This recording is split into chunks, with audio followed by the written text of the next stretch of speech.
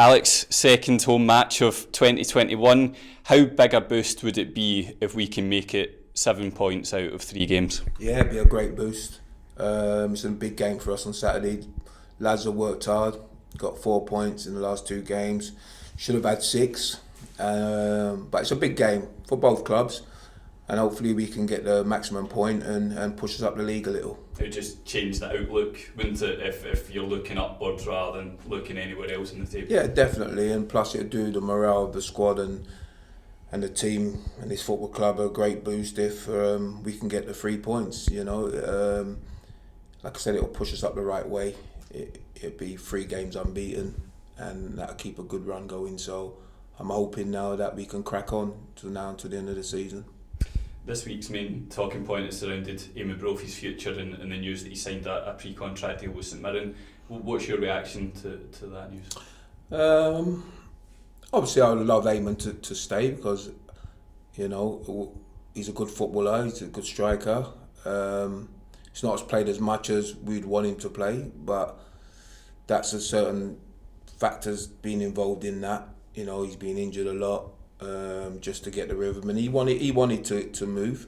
He's not like the football club didn't offer him a deal. We've offered him a deal from the start of the season, and his right was to see how it went, and he had his right to choose to play or to sign for another club in January, and he's taken that up.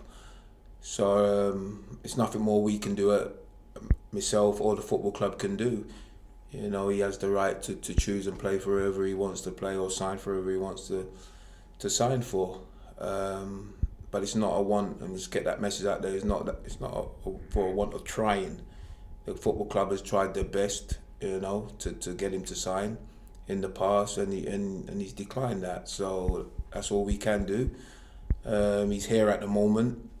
The 2 clubs are trying to come to some kind of agreement, so whether he can be out the building before the end of the season, and if not, he stays and he trains. If he trains well and trains hard, and he feels that he wants to play for his football club, then we'll take it from there and see how it goes. But at this present time, he's still a Kilmarnock player. Yeah, supporters like supporters of any football club, they think Kilmarnock supporters will think we're the greatest football club in the world. Why would anyone ever want to leave us? Can you understand why supporters might see him going to another club in our league and think, well, what's going on there? But yeah, I can understand supporters, and the supporters would be disappointed. They'd probably be disappointed with me in certain ways for allowing it to happen. But like I said, I've done the best possible job in the sense of trying to get him to stay. And his rights is that he don't want to stay. He wants to go and play for somewhere else. And he's signed now a pre-contract to St Mirren. And, budget-wise, we can't compete in that sense. I'm not saying that they're a bigger club than Kilmarnock, because they're not. Not in my eyes anyway, But they're got to spend that sort of money to get him there. And Kilmarnock's not in a position to do that. And rightly so. We got good players here who earn decent money for us to break the bank for one, and then all of a sudden there'd be 2 and 3 and 4 would want the same, and then all of a sudden if it goes pear-shaped, the club's in a financial situation, and that's not where we want to be. The club's run healthily. It's good people at the helm, and it will continue. It's my job as manager is to try and find players who want to play for Kilmarnock, and we'll give it their all 110%, and hopefully we can win games with that.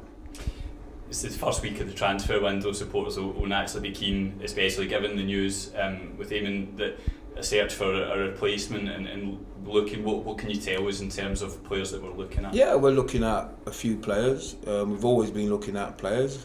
Like I said, a lot of it's about finance, and a lot of it's about the right type of player you want to get in the building, and if they want to come. So we will look and keep looking. We got 1 or 2 on the list that we're going to try and get in. It's so difficult watching players unless you're seeing them now on videos. So, and a lot of players don't want to come and spend a couple of days and train and get used to the environment that we're in, the players, and just coming up to Scotland, whether it's from down south or abroad or or another club. It's very difficult for them to travel at this present time. So we have to do our due diligence and try and work a way where we can get players in. But I'm not gonna just get someone in who I don't really know and just on a word of an agent. I won't do that. I'll try and do my homework and if I can get someone in, get a couple of players in, and even if they come and spend a couple of days and see if they're all right and they're fit and they fit into what we're trying to do, then we'll take it from there. When you identify those people, we've got a fantastic package to offer here at Kilmarnock Football Club. You can just see someone like Eamonn, who came here, became a Scotland international. Correct. There's many like him in recent years. That this football club is a great place to progress. Yes, it is. It's a hopefully the training we do, the coaching, the environment to live in the area or around about the area, the way people look after you here. It's a great football club, good people. For me, I'm buzzing that I'm manager and I love it here. So I'd always tell someone to come. It's a great place. It's a great atmosphere to come and play here. It's a good league. You play against some very good teams, very good sides who work hard. The football's very good and competitive. So it's a chance for someone to come and do well, and then if they feel that they can move on again, that's their prerogative to do that. But we give them a platform to come and play, and that's all I want. I want some people to come here and play and give 110%. As long as you do that, everyone goes home happy. People we've given a platform to include Danny Whitehall and Yusuf Malumbu. Can you update us on the latest on their futures? Yeah, Yusuf I'm going to speak to the next couple of days. Hopefully we put this weekend's game to bed first and then we'll take it from there. Danny, again I'm going to sort out hopefully a new 6-month contract with Danny because I think he's deserved that 100%. He's taken a little while to settle down, but once he's settled now and it looks like he can put the ball in the back of the net, which is the most important thing as a striker, and he's done that in the last couple of games. And so he'll get a new contract, and then I'll speak to Yusuf in the next couple of days as well. In terms of the squad, Gary Dicker will still be missing. How are the likes of Ross Millen, Zeno and Callum Waters looking? Yeah, so it's a blow for us to have Dicker missing, and he's going to be missing for at least another 2 to 3 weeks. Ross Millen is the same, could be the same sort of length of time, maybe a little bit longer. Zeno's 3 to 4 weeks. And young Callum will be in and out of training. I'm trying to say to him, you got to keep training and ticking over until maybe as he's up. He's got hernia, which is really giving him a lot of pain. But I said, look, man, you got to keep working, keep staying fit, just in case I need you to play. And then when his time comes for his operation, hopefully he can have that done and he can be back in a couple of weeks after he's up. But until that time happens, he has to keep training and working hard. But everyone else is good. The squad's okay. Everyone knows that it's a big game, and everyone's looking forward to the game on the weekend. It's a game that we want to win, and hopefully we can get the 3 points for this club and the supporters, and we can start looking up a little bit.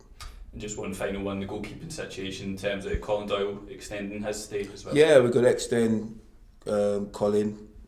To be fair, he's injured as well. He's done his calf a little bit this week, so it's a strange one because it was just a fluke. But he's been in the building and he's trained well, and he's waiting for his opportunity. I know Danny's had a couple of hairy, scary moments lately, but overall he's done well all season. He's been a credit to the football club, and hopefully he'll get over Saturday and ready to go for the game on the weekend.